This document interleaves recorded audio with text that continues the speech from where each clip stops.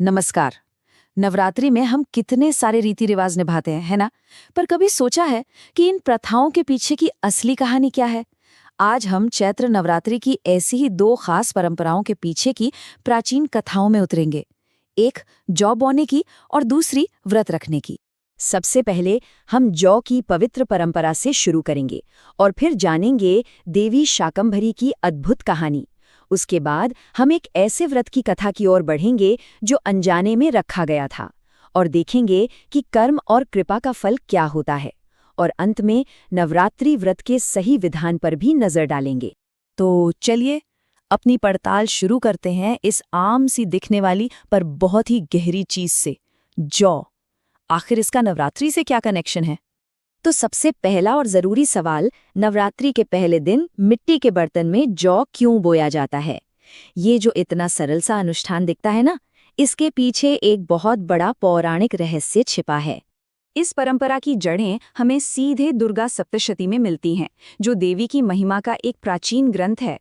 और ये कहानी सृष्टि, पोषण और दिव्य हस्तक्षेप के बारे में है। तो अब आते हैं उस कथा पर जो इस पवित्र अनाज को इतना महत्वपूर्ण बनाती है। ये कहानी है देवी शाकंभरी की। जरा कल्पना कीजिए एक ऐसी दुनिया की जहां 100 सालों से बारिश की एक बूंद तक नहीं गिरी। धरती पूरी तरह सूख चुकी थी और जीवन खत्म होने के कगार पर था। ऐसी हताशा में सभी मुनियों ने देवी से प्रार्थना की और तभी देवी प्रकट हुईं और उन्होंने एक शक्तिशाली वचन दिया।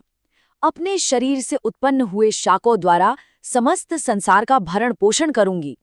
सोचकर देखिए, अपने ही शरीर से पूरी दुनिया का पेट भरना, ये तो त्याग की पराकाष्ठा थी। और बस इसी वजह से उन्हें शाकंभरी नाम मिला, यानी शाक से संसार का भरण पोषण करने वाली।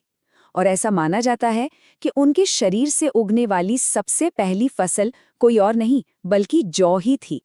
इसीलिए जौ को सिर्फ एक अनाज नहीं बल्कि सृष्टि की पहली फसल का दर्जा दिया गया है। इसे एक पूर्ण फसल माना जाता है और इसके बिना कोई भी शुभ कार्य अधूरा समझा जाता है। ठीक है, तो जौ की कहानी तो समझ आ गई, लेकिन अब एक और बड़ा सवाल उठता है। नवरात्रि में उपवास रखने की प्रथा कैसे शुरू हुई?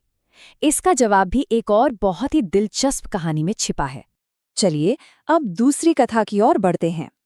ये एक ऐसी कहानी है जो कर्म, भाग्य और अनजाने में की गई भक्ति की शक्ति के बारे में है।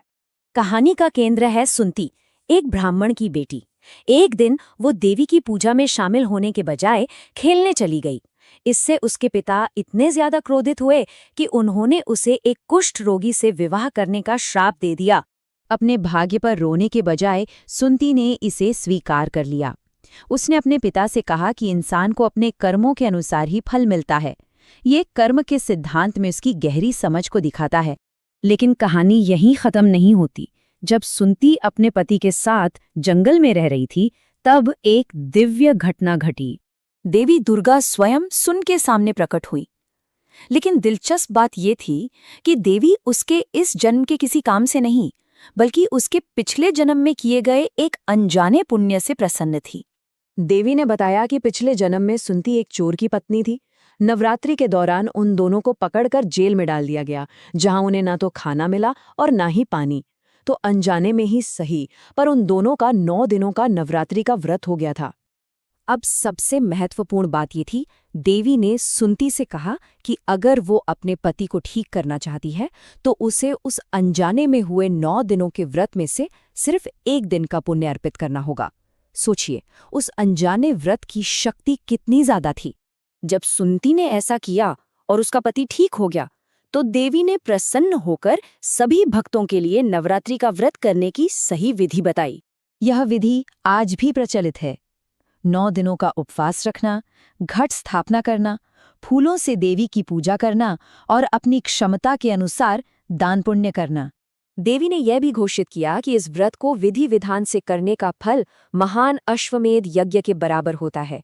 एक ऐसा यज्ञ जिसे केवल महान सम्राट ही कर सकते थे, जो इसे हिंदू धर्म के सबसे शक्तिशाली अनुष्ठानों में से एक बनाता है। तो इन दो कहानियों से हमें क्या सीख मिलती है? पहली कहानी हमें प्रकृति का सम्मान करना सिखाती है, जिसका प्रतीक है जौ। और दूसरी कहानी हमें दिखाती है कि भक्ति का एक अनजाना कार्य भी पीढ़ियों तक पुण्य ला सकता है। और ये सब हमें एक बहुत ही गहरे सवाल पर लाकर छोड़ देता है। सुमति की कहानी को देखते हुए क्या आस्था के किसी कार्य के लिए इरादे का होना जरूरी है, या क्या कर्म अपने आप में ही इतना शक्तिशाली है? इस पर विचार करने के लिए यह एक दिलचस्प बात है।